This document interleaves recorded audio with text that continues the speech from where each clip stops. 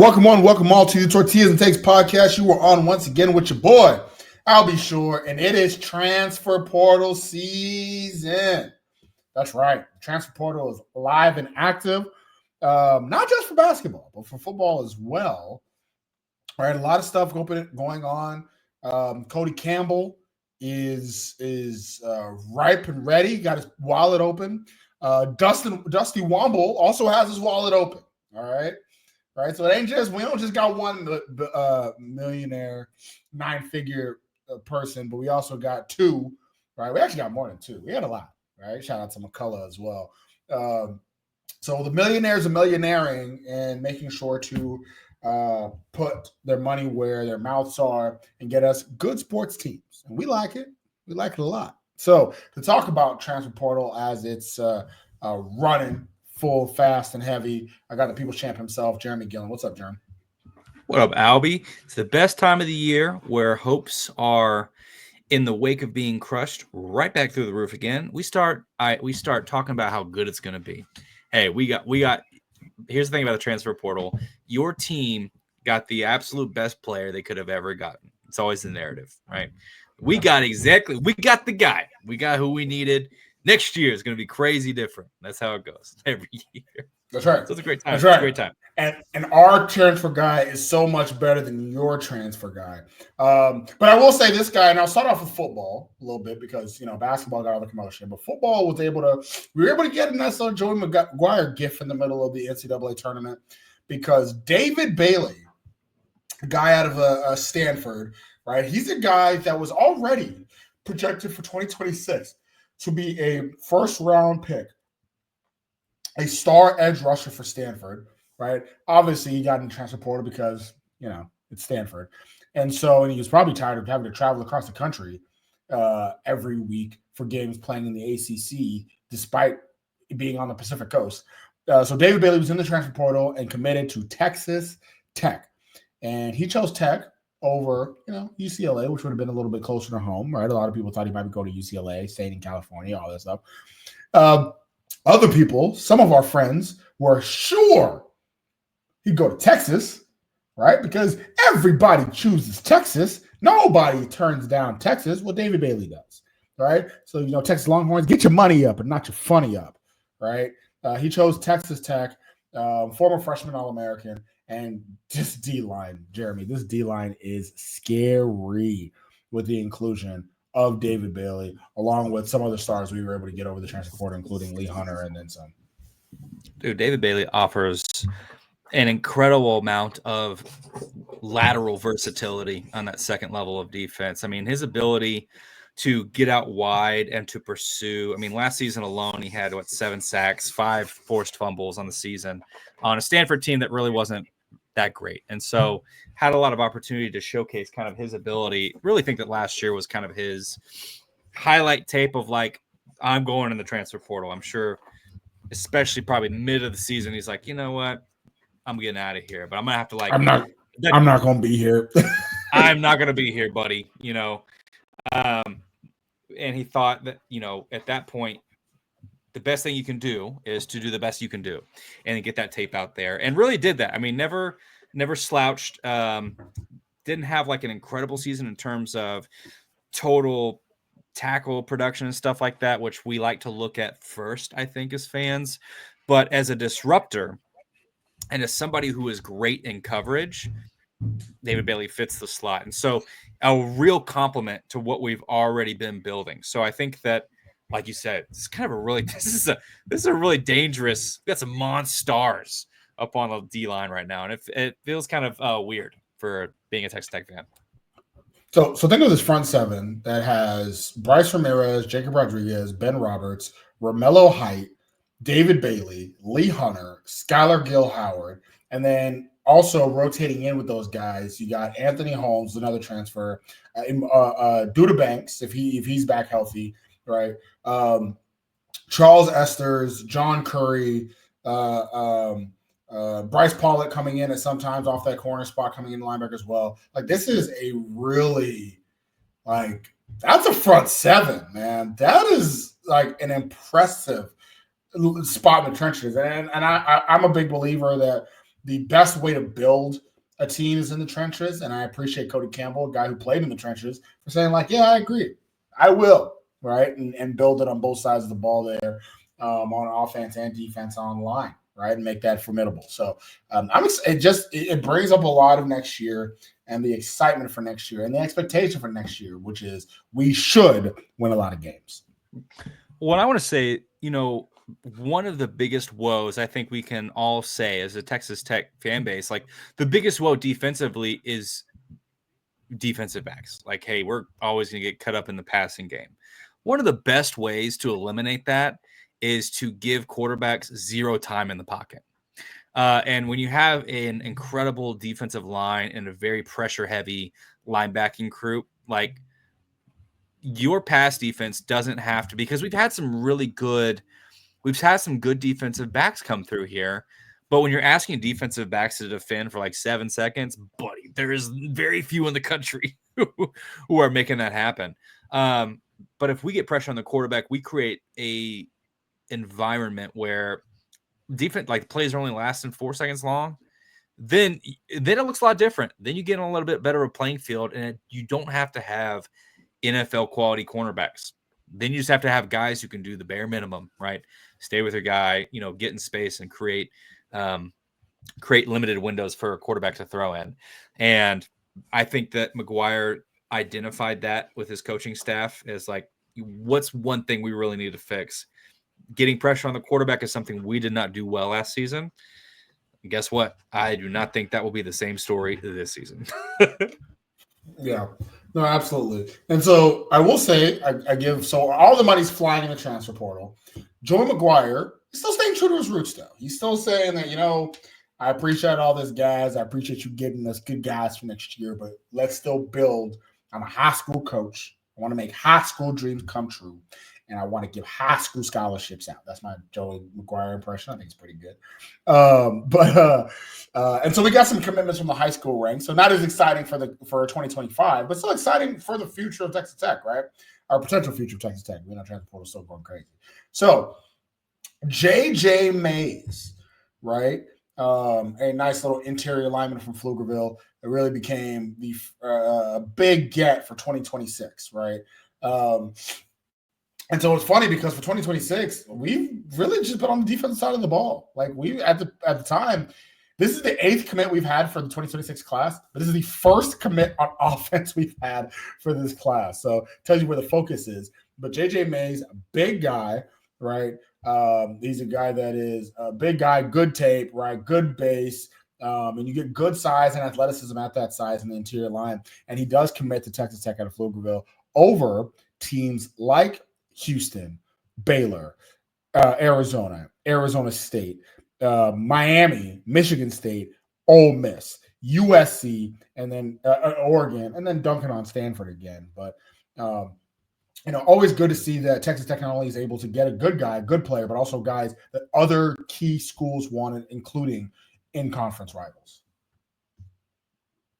Yeah, JJ Mays almost a top 100 recruit in Texas overall, but sits somewhere like in the low 60s in terms of interior linemen. So great pickup, man. And we're talking about dogs down in the trenches, like somewhere you need to get back to that level that you had in the Leach, late in the Leach era, where you had bigger guys on the line who could create more. And I was talking about reducing the time that a quarterback has, but now on the offensive side, increasing the time that quarterbacks have. Because another thing we have not enjoyed is a decent time to throw the ball. So, what does that look like down the road when you've got good quarterbacks supported by good linemen?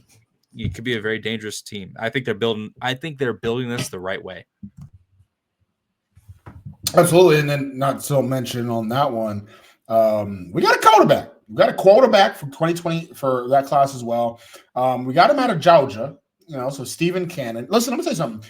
So I feel like Tech quarterbacks come in like waves from different areas. Like for a while, Texas was known as like QBU, right? You had actually a couple waves for QBU, right? When you had Drew Brees and Matt Stafford and them coming out of maybe not Matt Stafford, but Drew Brees and them coming out of Texas for a little bit. And then you had Pat Mahomes and Baker Mayfield and all these other Texas quarterbacks coming in from the 2010s. Georgia recently has become the state producing some like champion level quarterbacks, right? And so now, so getting one from Georgia is a pretty good thing. So Stephen Cannon, another guy that was drawing interest from some big time court programs, at one point had 26 offers, including ones like Georgia Tech, UCF, Wake Forest, and instead he decided to commit to Texas Tech, right? I will say this is another guy, pretty athletic, right? He's now it's watching his tape, it's always interesting to see how that translates from Georgia ball. I'm used to watching tape of kids in Texas, so sometimes a little bit different, right? But I can say watching his tape, he was doing some things, right? It definitely was a guy that showed off his athleticism at times, liked to run around in the pocket, right? Good arm strength, was launching that thing, really launching that thing, and really combining and throwing on the run as well. So it'll be very interesting to see how that converts over. But we did get a quarterback for this class. Also, good old Stephen Cannon. But I was going to say, with 3-star prospect, 5-star name, if he's got a noodle arm with a last name like Cannon, golly, I'd be disappointed. So excited to see. And I always get interested with quarterbacks because quarterbacks we have seen across the spectrum of college football. We've seen 5-star quarterbacks be 5-star quarterbacks. We've also seen 5-star quarterbacks be absolute duds. We've seen 3-star quarterbacks rise up and become incredible athletes, right? But we've also obviously seen them be 3-star quarterbacks. So it's interesting. I like whenever we go for kind of the middle of the pack development style quarterback. I think that offers you more in the long term. But with this whole, Zach Kitley's out in terms of your quarterback coach, what is that going to look like now in terms of development?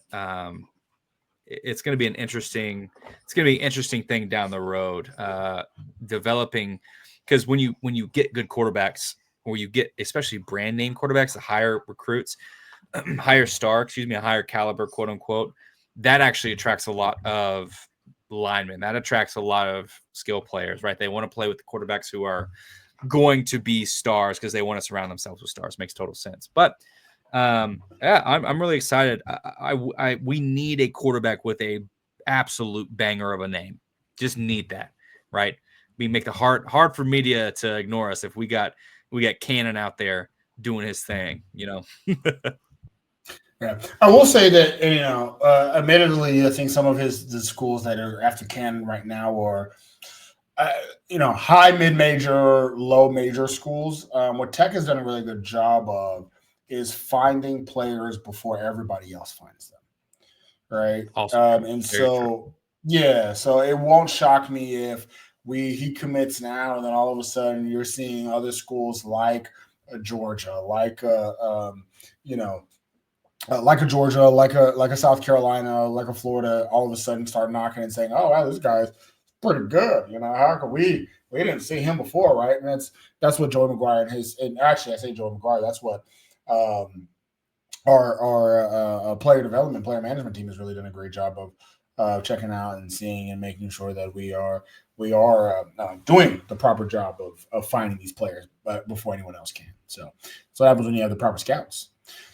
So, with all that being said, as we kind of gear and switch sports over to basketball has had a time, right? So last time we talked, Texas Tech lost in the Elite Eight to Florida. It's a huge what if hanging over all the fans of a lot of Red Raiders, as Florida then went on to beat Auburn and went on to beat Houston in a crazy comeback. This really, what's funny? Everybody was talking about this being chalk madness and the chalk tournament. There are so many comebacks in this tournament starting the second weekend, right? Starting with our comeback against Arkansas, and then Florida's comeback against us, and then Houston's comeback against Duke, and then, of course, and I made a joke tweet talking about— You said there had to be somebody. That's right. Who's going to have to come back? It was Florida. And it was Florida. So, and so a lot of people are going to say, what if? Right, because Florida won a national championship, and let's face it, we should have beat Florida to begin with. And so It happens. I do wish Texas Tech versus Houston in the national championship game would have burned the city down, would have torn families apart. It would have been awesome and amazing. I feel bad for Kelvin Sampson. I think a lot of people, when Tech lost, the general sentiment from people that were not Tech fans were, yeah, you lost. That sucks. Terrible comeback, or terrible collapse. But man, that Grant McCasland, he's awesome. This is only his second year at Texas Tech, and they got to the Elite Eight. This is incredible. Man, Texas Tech, y'all gonna get there one day. It's crazy, right? And though you can never bank on that, right? We thought that in 2019, and then our coach deserted us. But it definitely feels optimistic for the program. Some people try doing the same thing with Houston after that game, and I get it. And I would agree with them if Kelvin Sampson was 30 years younger. Kelvin Sampson's ready to retire. He's right there. Yeah. He's ready to retire. So it's actually kind of, and honestly, and if you see the way that the Houston Cougars are moving this in the days since, it's almost like Tillman Fertitta and the president of the university like that. It's almost like they know it, and they know that we only have a couple years. Like the window is not wide. We're not like Houston. If you're a Duke fan or a Texas Tech fan or a Florida fan, you are a little bit more optimistic because your coach is fairly young, and your coach doesn't seem to be anything slowing them down in the next foreseeable future, right? So those programs should be excited.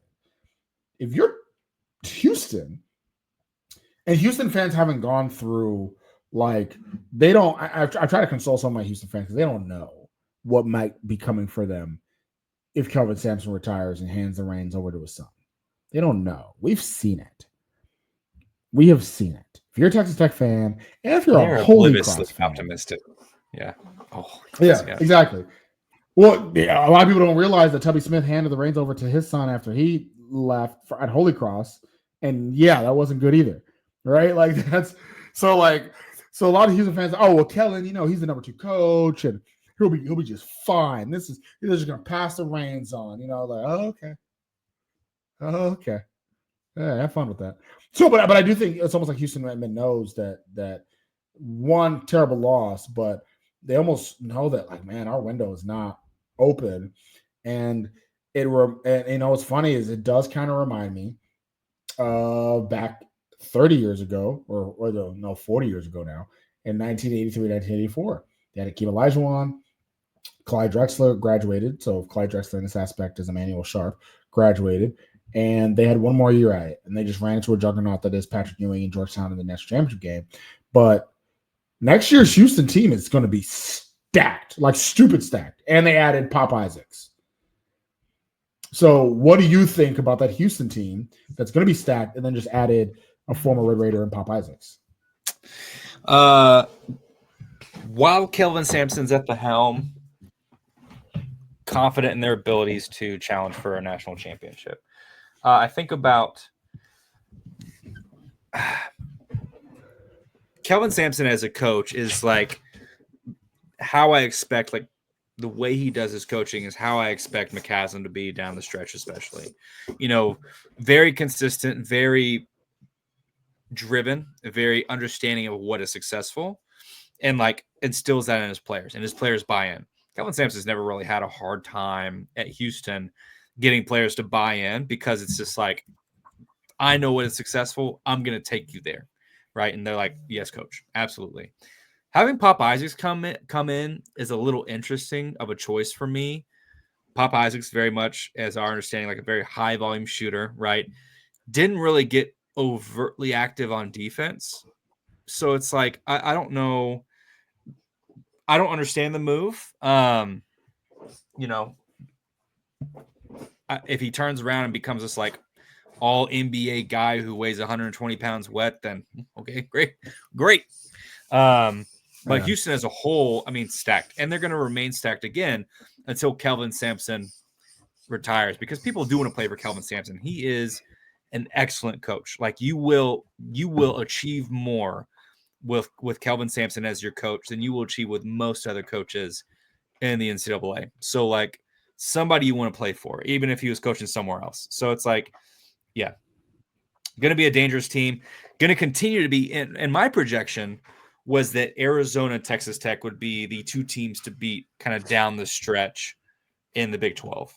I still maintain that, but until Kelvin Sampson retires, Houston is they have that crown, right? One loss in the Big 12 last season. One loss. Well, not only that, but their high school incoming class is stacked. That team right there is so good. And they grabbed the best player in the state of Texas, Flemings, who was a big, if you remember, he was a big Texas Tech recruit. It was really between us and Houston, and he chose Houston. One of the top recruits the city of San Antonio has ever had. And so, and they have Kingston Flemings, Isaiah Harwell, and Chris Sinak coming to the Cougars next year as well. All freshmen, but you have that team. You have the team, a Houston Cougar team, where most of the team is coming back. I don't really see Malik Wilson may finally crack a starting lineup. So that team is going to be pretty good. I will say I did see a lot of jokes, like kind of like that were saying. I saw one big one that almost got 1,000 likes. That was like, Pop Isaac is committed to Houston. I no longer think Houston's winning the national championship. Kind of along the lines of what you were saying. A lot of people don't like the fit. I'm not one of them, though.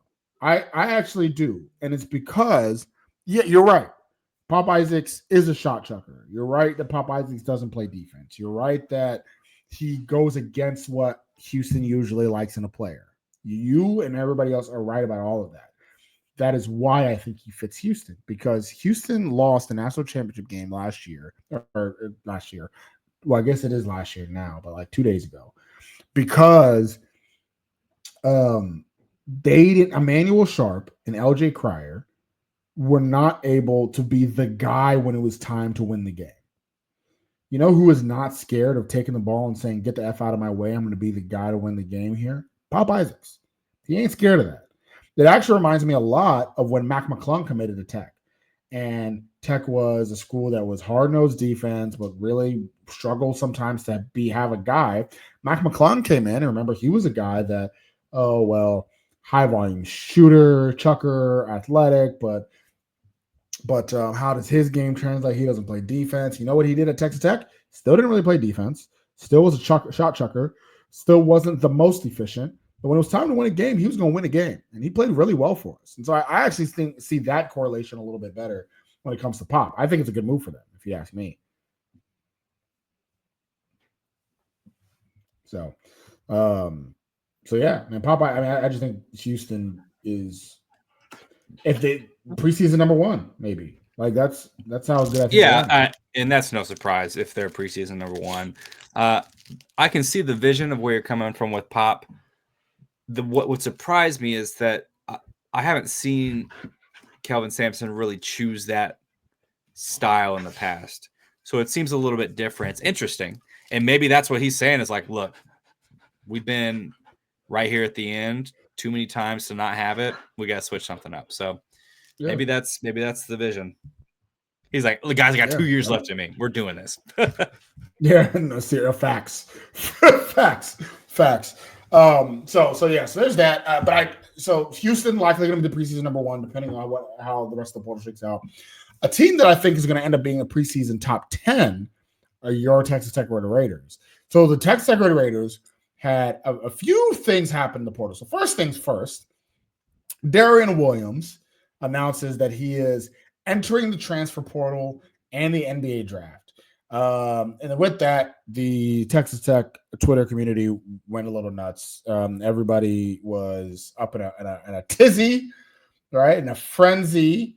A lot of, typically what happens when news like this happens, right? Which is some people reacted like, oh, it's okay. Well, maybe he'll be back, right? And which he still very well could be back. Some people acted like, you know what, screw you, Darian Williams. I'm not going to wait till the rest of this to happen to find out what happens. You're a traitor. You suck. RR, not for L, all that jazz. Then you got some infighting. Then our Twitter account started arguing with our boys over at SBI. You know what I mean? And so, hey, everybody be easy. Everybody calm down. All right. You go to your corner. You go to your corner. Let's all relax. And I get it. We're all hopped up on the Darian Williams news, but everybody relax. I will say this with Darian Williams, same hitting I've had overall. And I think I can talk about his on this. I know I've talked to you and Joe for like the past month, but I'm pretty sure I might even say this podcast. Darian Williams should go to the NBA draft because I don't think Darian Williams' stock will ever be higher than it is right now. And so, the portal aspect, I think, is where everybody's a little bit more on edge, right? I think somebody compared him to Kevin McCullough leaving for Kansas, and I can see that. I think it's a great comparison.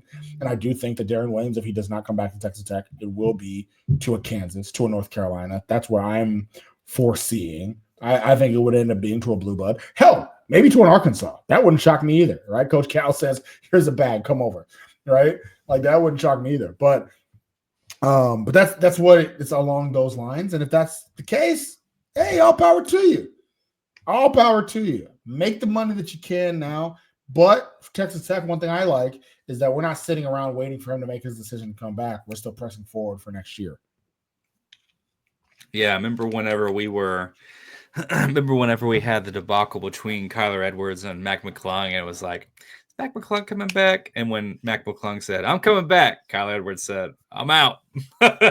And Mac McClung ended up going to the NBA anyways. And we were like, oh my God. Yeah. So, yes, it's that time of year. It just is that time of year. And there's so much that we don't know about players. And you are so right that right now, like, Darian Williams' stock is as high as it's probably going to be. And so go for it. And if you end up in the G League, hey, man, you can try to work yourself up. Keep that chip on your shoulder, right? That's the Texas Tech League. It's the Texas Tech way. But we can't. And it's just what frustrates me the most is how quickly our fan base, I can speak for out of experience, but just fan bases have a proclivity to villainize players for wanting to leave. Yes. You don't want to be at my program? Well, I hope you die. And it's like, whoa, buddy, what is going on? Like, why don't players stay for 4 years anymore? We are ruining college athletics. I'm like, if that's how you see it, sure. But you have to acknowledge that on the other end, you've got student athletes who are who knows what their situation, financial or otherwise, is like, but they're looking to make as much money as possible because that's the environment of the sport now. And if you're getting looks, if you're getting likes, if you're getting attention, you're worth something. And so they want to be compensated fairly or over that, over fairly, generously, as they see fit, or as an agent that they've hired sees fit. And so if that doesn't work out, yeah, they're going to look for other opportunities. Or maybe, right, they see it as like you're saying, where it's, I really want to focus on getting into the NBA, but if I don't make it, I know that my university, Texas Tech especially, like, they're going to be bringing a lot of dogs in. Maybe I can't do that. Maybe I don't want to be mixed in with a bunch of really good players again. I don't know, right? There's just so many different layers to this that jumping immediately on athletes for wanting to assess their options in the NIL era is blasphemous. Like, it doesn't make sense. It would be like if you, and this seems silly, but it's a 1-for-1 comparison. You've been working at a company for 5 years and you feel like you're at the ceiling, and another company, you're like, you know what, let me just see what's out there. Let me apply around. There's no harm in applying. You apply around and somebody's like, I'll pay you more. Okay, why not? That's better for me professionally. I'm going over there. Nobody is going, what a traitor. That guy sucks. Don't bring, it because we put the mascot in front of it, because we put this idea of college in front of it, it's like you have to have this undying loyalty. That's just not the case anymore. Like, professionalism is seeping into the collegiate arena. You just have to be okay with the way that things are shaping up. It's just different. Yeah, and that's honestly people's got right. You bring up a great point as far as people saying like you should die because you transfer. I think another one is when all of a sudden they're not as good as we said they were. That's the other one where it's Oh like my God, yeah. the accounts that Thank are like, God man, he's gone. yeah, Darren Williams is the greatest thing that's ever happened to us. And a week later, well, he was really a bum. Really, I mean, if we really look at it, he truly stunk. He was really truly a bum. Let me tell you something. I'll tell you about me. If y'all gonna know my feelings about a player all throughout the year, right? I know Kerwin Walton's eligibility is up, but if it wasn't and he wanted to transfer, my comments would be different. It would not be as praising as it is for Darren Williams. But no more Walton slander. Shout out to Kerwin Walton. But yeah, no, I do hate that as well. I hate that everything switches up and all of a sudden everybody's dead. You know, they're all dead to me, right? If you're not RR4L, screw you. It's the reason why it's the reason why I make fun of the RR4L so much when we go over this, right? Because, excuse me, the reason why I make fun of it so much is because, right, like uh, people sometimes don't consider Kyler Edwards RR4L, even though he has a degree from Texas Tech University. Right, he was here for 3 years, but because his last final season was at Houston, oh well, he's not RR4L. But you know that Mac McClung, you know, yeah, he spent multiple years at Georgetown, and yeah, he only spent 1 year at Texas Tech. But the last time I saw him was at Texas Tech, so RR4L. That's not how it works. That's not how any of it should work. You're just picking and choosing who you like, and it's all stupid. So listen, Darren Williams, go be great. Who knows? Maybe it's back at the red and black. Maybe it's back at Texas Tech. And if it is back at Texas Tech, I, for one, am going to welcome him with open arms because he's a really good basketball player. Right? If you ask me what he should do, is stay in the draft, go to the NBA. You ask me. That's what I would do if I were him. But either way, if he comes back, I'm happy for him. He, however, is the only person from the Texas Tech Raiders that entered the portal because Christian Anderson is staying. That's right, Christian Anderson, the star freshman from last year, the guy who's basically, it's almost like I feel like Chance McMillan should like pass him the torch of you are now the star guard that will be shot chucking from the logo. Here you go, right? Christian Anderson announced that he's back, right? Confirmed for next year. That's huge news. Also huge news. The Big 12 Player of the Year for this year. For some reason became second team All-American last year, but are going to be first team All-American next year. JT Toppin announces he will be back reportedly for around $4 million, which is crazy. But yeah, JT Toppin, Christian Anderson, both of them announcing they're back. With Darren Williams entering the portal, those were the two key players from this team that we had to beg to come back. Christian Anderson was not a surprise if you ask me. Toppin, the question was whether he would go to the draft or stay. I said all year that to me, JT Toppin didn't come to Tech to be here for multiple years. He came to Tech to increase the draft stock and leave. And I think for the longest time that was. But $4 million sounds pretty good. Pretty good. It's more than the majority of the rookies will be getting paid that do enter the draft. So he stays for another year. Can't argue with that. Huge pickup because we thought he would just be a one and done. He was already getting looks. You know, when he came over, we were like, dang, what a get. And thank you for your 1 year of service. Well, guess what? I'm going to get another one.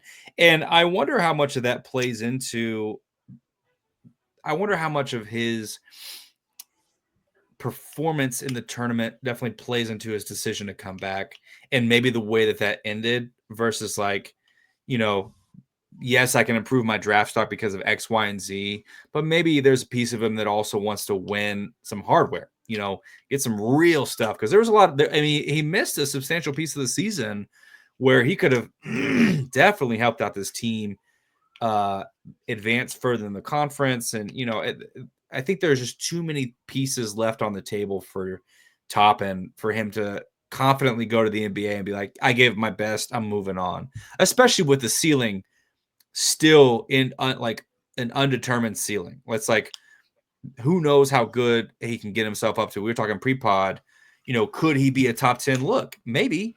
He's got a couple of things he really needs to work on, but he's got length. He's got athleticism. If he can have shots going down more consistently, right? If he can show a little bit more defensively and then transition, like there's a lot you can do for your draft stock if you're JT Toppin and you're only a junior. There's a lot ahead of you. So it doesn't hurt to catch a bag, right? But I think that there's probably a little bit more than that for him. So it's really exciting to get him back because he is a tour de force, reigning all Big 12 player of the year. Always good to have that back when you're looking to kind of replicate what you did this season. Yeah, no, absolutely. And then, having Christian Anderson, this team really just those two alone is going to be enough to say like, all right, well, Texas going to be some contenders this year. We did get a commitment, Jeremy. So what's funny about this commitment is that commitment coming in from Tyree Bryan from Santa Clara. And earlier today, we're recording this on Wednesday. So earlier today, Tyree Bryan says, I have announced that I am down to, 8 schools. I am down to 8 schools. There's 8 schools that I'm looking at. So it could be any of these 8 schools. And then, started off with, I'm going to visit Texas Tech this weekend. This weekend, I'm going to visit them. All right, we're going to see what happens. And then it was like, that Texas Tech, they're pretty good. But I'm down to 8 schools, right? One of these 8 schools, it could be Michigan State, it could be West Virginia, Michigan, Miami, Virginia, Clemson, DePaul. I'm choosing one of 8 schools, and I thank you for this opportunity. Then another hour later, I'm only going to one school. I'm going to this school. I'm committing to this school. I don't need to visit this weekend. I don't need to see the other 7 schools. This is the school. So Tyree Bryan, sharpshooter from Santa Clara. One thing that's interesting about him is his size, right? 6'5" guy, long arms, right? Good shooter at all levels. A good spot up shooter can spot up shooting is his thing. So it does. So the comparisons are going to go to Kerwin Walton quite a bit.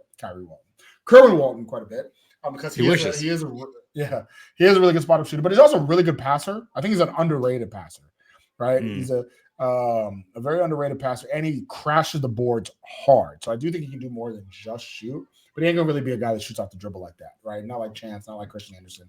Really just, hey, when Christian Anderson's coming off of a PNR, he's gonna be able to find Bryan in the corner, and he's gonna knock that thing down. And so that'll be good, right?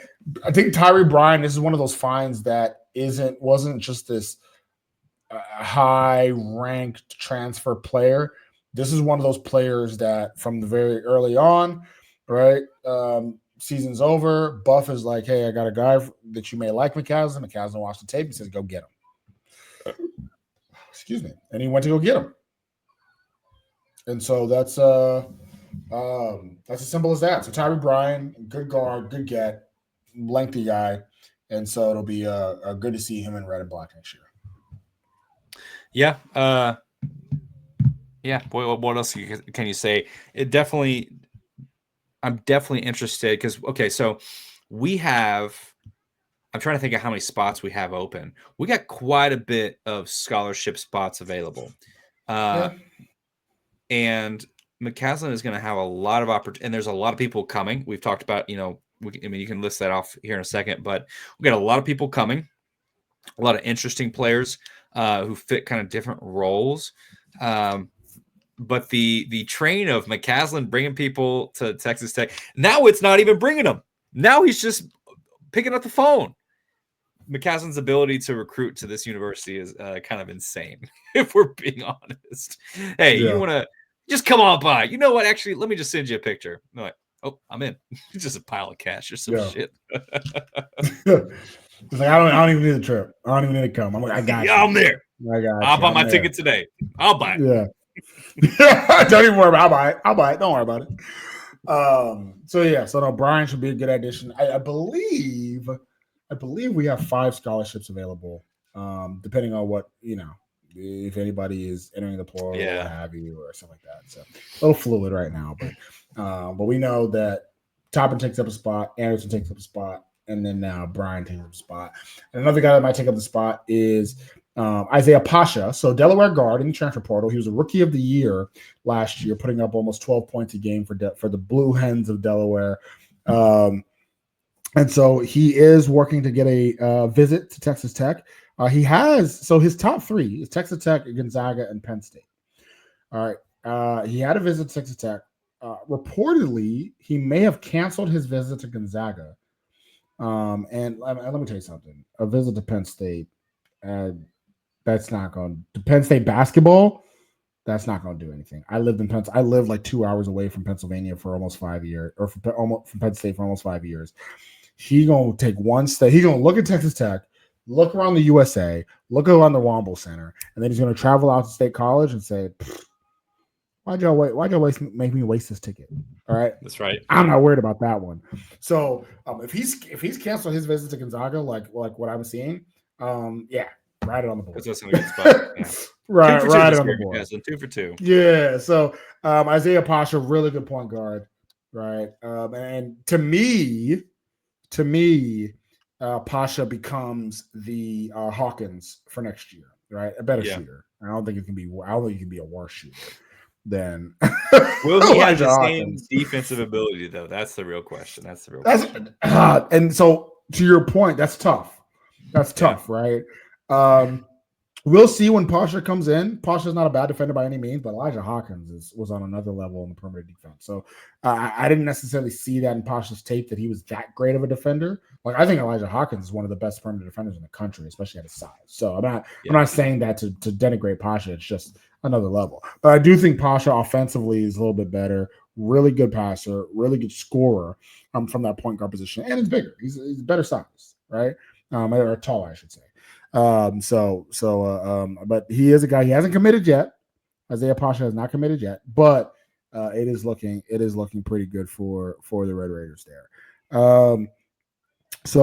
Another guy that Texas Tech has contacted. So still don't know necessarily too much about him. Dayton Albury from Utah State. So Dayton Albury is an interesting guy. I'm not saying this comparison to say that he is going to be like him, but it just reminds me of this guy. It reminds me of Adonis Arms a little bit in the sense, right? So Adonis Arms, when he was coming from Winthrop, didn't have great stats. Stats weren't anything impressive. And you were like, well, who the hell is this guy? And then you watch his tape and you say, oh, well, he slashes like crazy. Just a crazy slasher, always seems to be in the right spot at the right time, and his athleticism is bananas. That's Dayton Albury.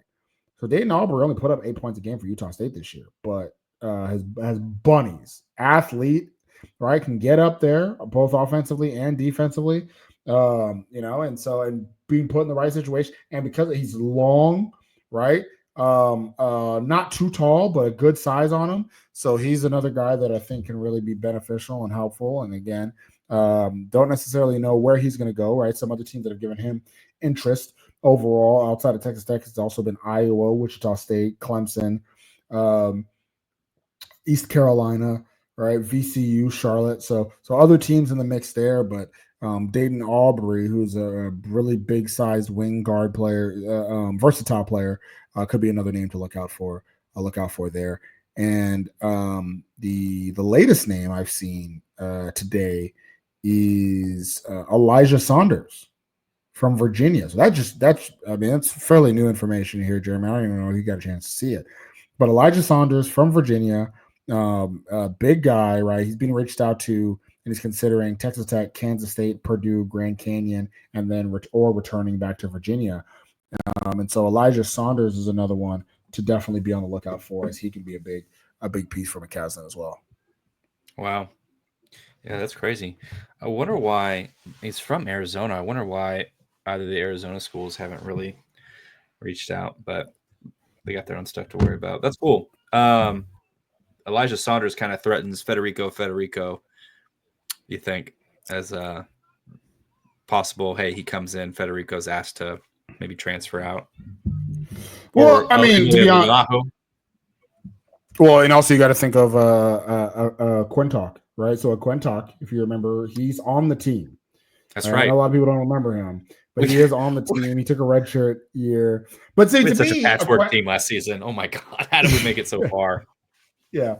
Oh, well, to me, Quintok and Federico are just different players than Saunders is. Like Yeah. Quintok and Federico. If anything, this is to me like I don't want to say he plays like kind of the same position Toppin plays, but he is that big that is a little more offensive, right? Yeah. A good stretch four type of player.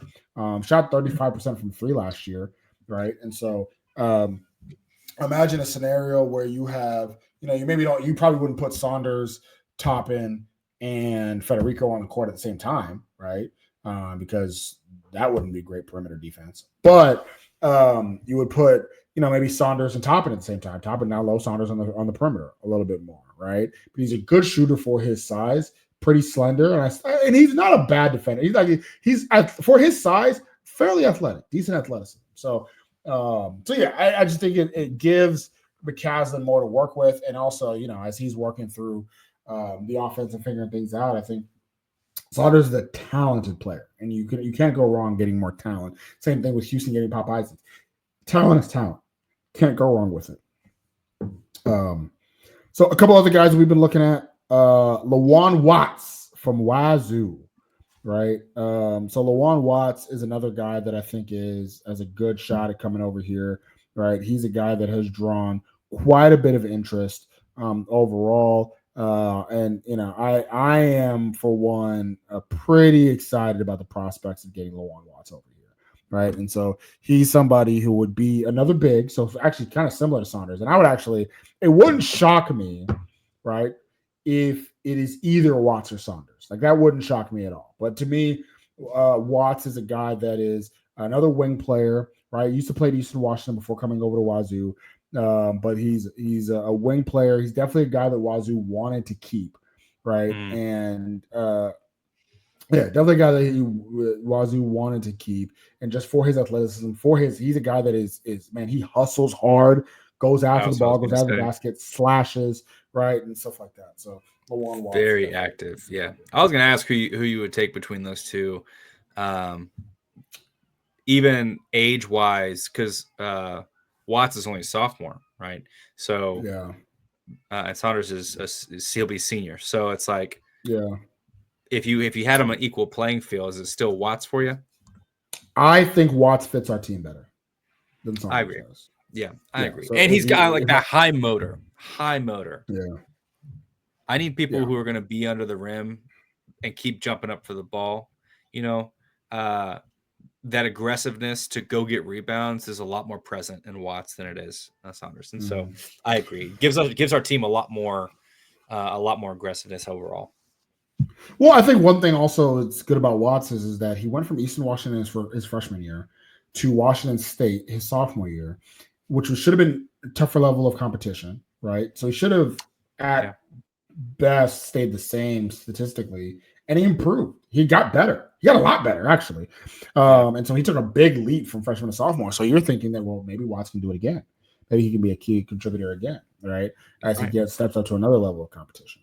So yeah, no, I think Watts is definitely a guy that I would love to have here. And then another guy that is a good possibility for us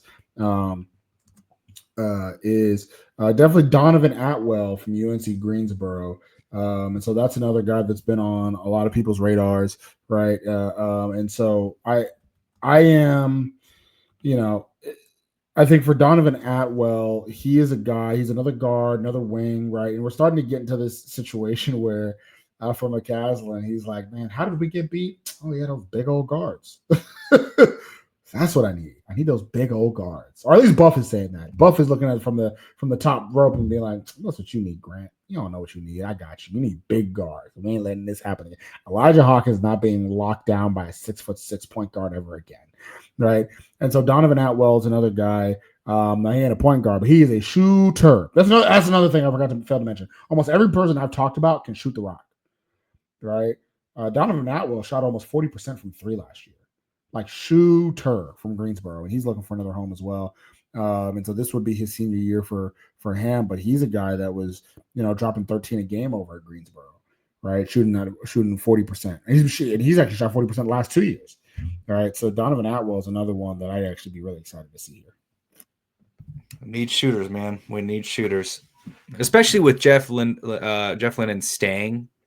As far as we know, right? But having your coach that brought you to be a top 10 offense in the nation, like, keep supplying him with dudes, man. Keep supplying him with dudes. It's going to make his job fun, and he'll continue to push this team to be better all around. So, I couldn't agree more with the kind of guys we're looking at right now.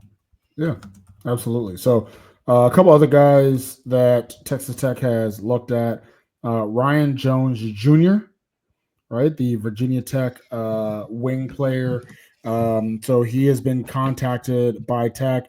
Didn't really do much this year, right? He didn't really play much. He was kind of our if you think about Horner for Texas Tech, who also didn't play much this year, just kind of a freshman, kind of sitting on the back there. That was kind of Jones this year, but he ended the transfer portal. But Texas Tech's one of the teams that has reached out. To be honest, if you ask me, I think it's I don't think it's going to happen, right? I think there's some. A lot of these guys I've been able to watch tape and really see a little bit of them. I haven't been able to watch any tape of Ryan Jones, so I can't even tell you what type of player he is because he hadn't played.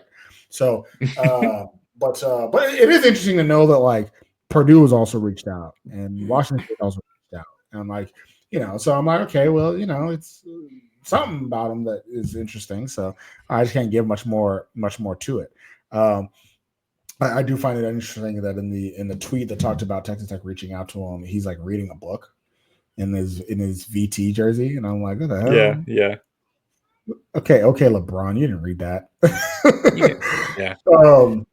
For every what was that 50 Cent call out? For every word you read in a Harry Potter book. Oh yeah. Remember that? That was so funny. Hey Jeremy, what's the next word what's the next word that he said? I don't remember the rest of the video.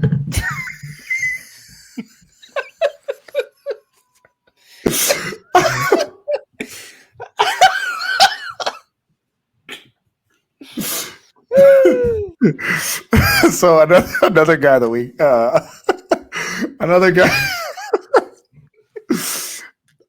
guy we contacted, Rodney Rice from Maryland. So Rodney Rice had a really good season this year, actually. I was actually kind of surprised that Maryland wasn't able to keep him. I'm like, come on, get your money up, Maryland. What's up? What you doing, Terps?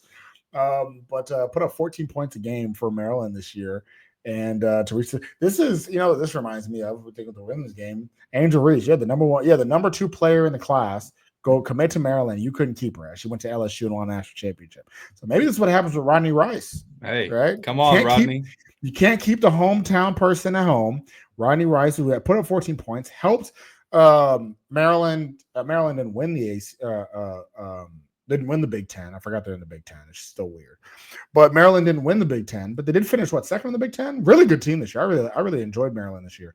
And so a lot of schools reached out to him. Let me tell you, he's gonna make some money in the transfer portal this year. A lot of schools reached out to him, including schools like Miami, like Indiana, like UW, Washington, UConn, Kansas State, Villanova, Oklahoma, Ohio State, Tennessee, Kansas. He's gonna make money, right? No question about it. So, but Texas Tech's one of the teams that also reached out and was like, "Hey, we got a bag too." Dustin Womble was like, "Hey, Rodney, I don't know if you know about us, but Texas Tech, we got money. We play good basketball too, but the money." So, just a few guys who reached out to you. So it's gonna be. I mean, we're gonna have a squad. I mentioned it earlier in the pod. I do think by the end of this, we will be a preseason top 10 team. Really do.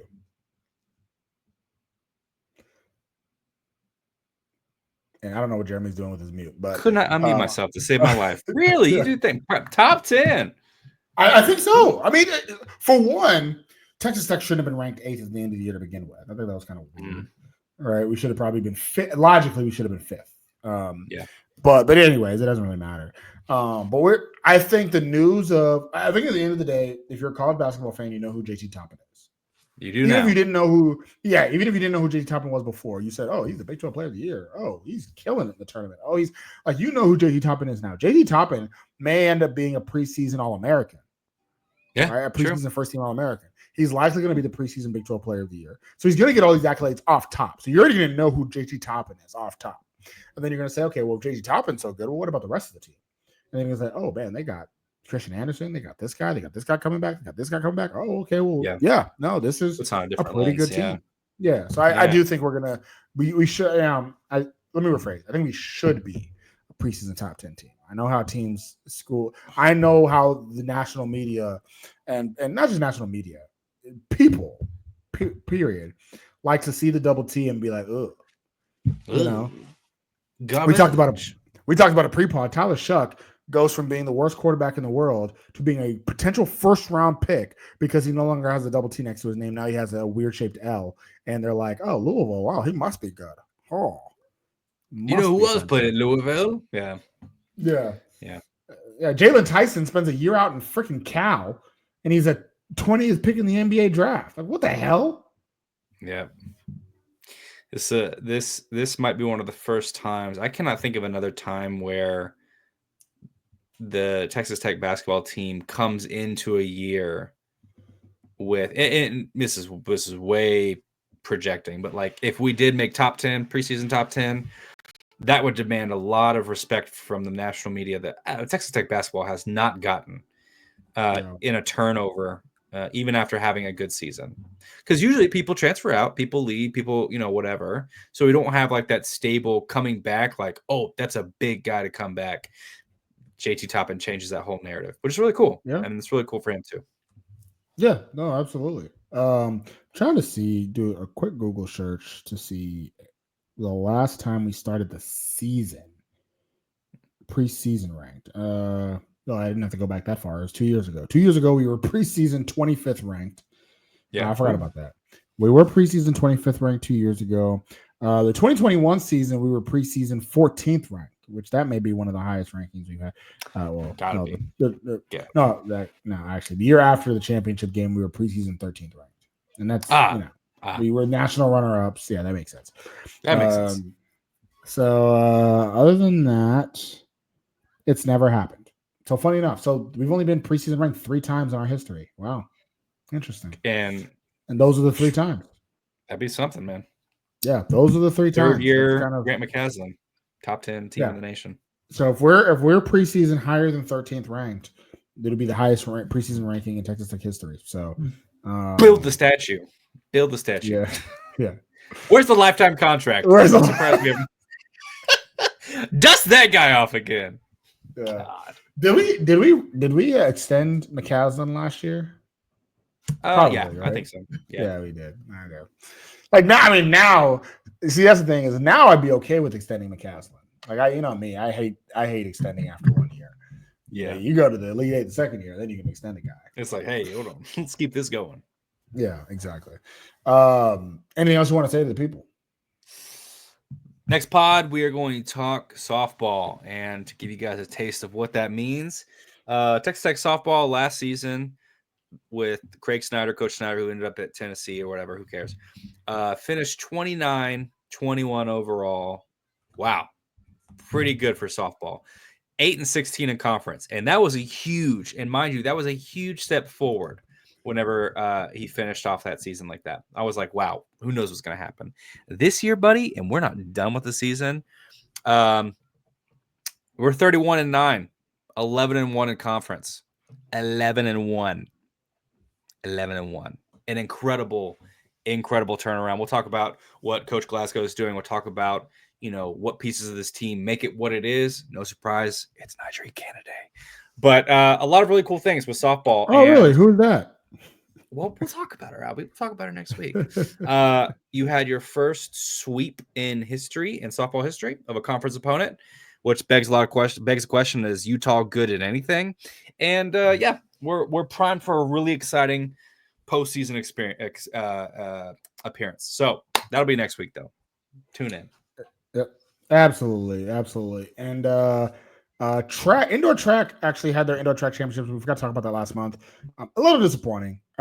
This the thing about national track meets is that you can come in, be number one, and then you got to put up. You got to put up or shut up. And I think on the men and women's side, we didn't. If you ask me, we didn't run to our maximum potential, right? So on the men's side, Texas Tech, that came in as a top 5 team, finished tied for 8th. USC ended up winning the indoor national championship. We finished tied for 8th with North Carolina. Other Big 12 teams that were in the top 10, or the only other Big 12 team in the top 10 was Oklahoma State that finished 5th. And so, yeah, like I said, USC finished first. We did beat A&M, though. A&M finished tied for 10th, so suck it, Aggies. On the women's side, women got the first number 1 ranking in the history of the program earlier this year. So a lot of high hopes for the women, but again, just did not necessarily show up in the national championship game. National championship track meet, we finished 10th overall after, at one point being the number 1 team in the nation. Oregon ended up winning the national championship on the women's side. As far as Big 12, BYU finished 9th, so they finished top 10 in the women's side. If you're asking BYU, why the hell do they do track? You got to remember, there is long distance in track. And I think everybody else says, oh, of course. All right. So, yeah. Outdoor season is here. So let's hope that the men and women can do a little bit better when it comes to outdoor season. But I will say this, though we didn't do great in the nationals, both men and women did sweep the Big 12, which is amazing, which is awesome. So hopefully we sweep the Big 12 in the outdoor season and do a little bit better in nationals. So all that being said, we will talk more about the spring sports, especially softball. There's another stickball sport that's going on, I've been told, but I really don't want to talk about that. So for the people champ that is Jeremy Gillen, this is your boy, Albie Shore, and you have been listening to the Tortillas and Takes podcast, part of the 1012 network. As always, stay right, people.